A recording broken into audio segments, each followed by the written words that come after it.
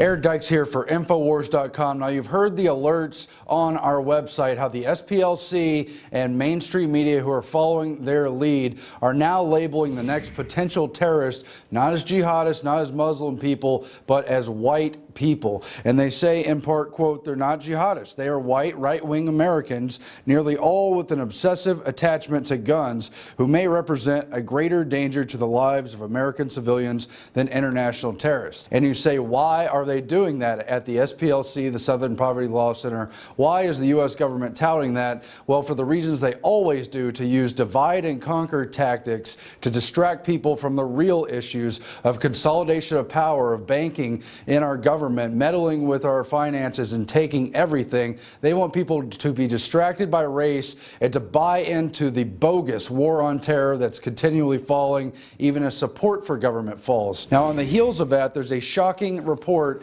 in CNSnews.com. Wisconsin Vista program encourages volunteers to overcome white privilege. Now, this is a branch of AmeriCorps, the service that Obama and other people in government want everyone to have to commit 2 years of national service to. And they have an indoctrination program for these volunteers who work with people who are poor so they can overcome and recognize their privileges, not just as being people in the middle class or upper class, but of being white itself. They've got a certain set of courses that the Department of Public Information wants their volunteers to indoctrinate themselves with, titled Power and Privilege. They have all kinds of websites, links, seminars you can attend, and they're all centered around race and feeling bad about, quote, your white privilege. I remember sitting in a meeting and being told that I need to own my whiteness and I need to own the fact that I have white privilege.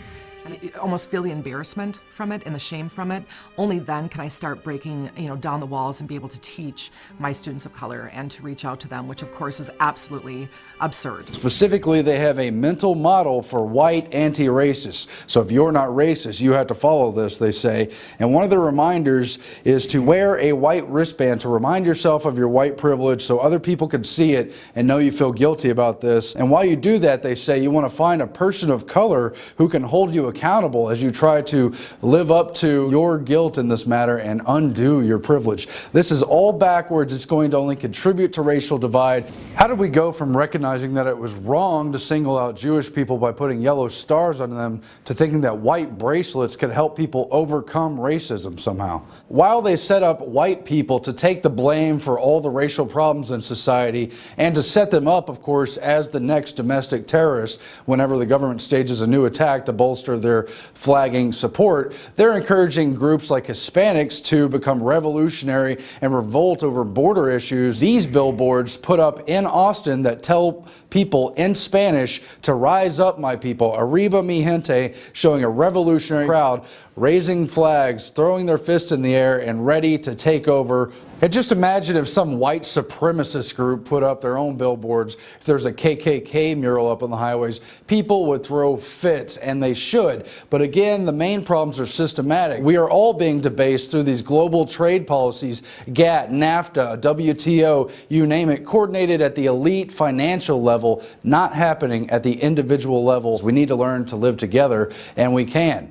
But we don't need to divide ourselves further with this kind of propaganda. I want to remind people you can follow us at Infowars.com/newsletter. If you sign up, you get a free electronic copy of our very popular Infowars magazine. Signing off for Infowars.com, I'm Aaron Dykes.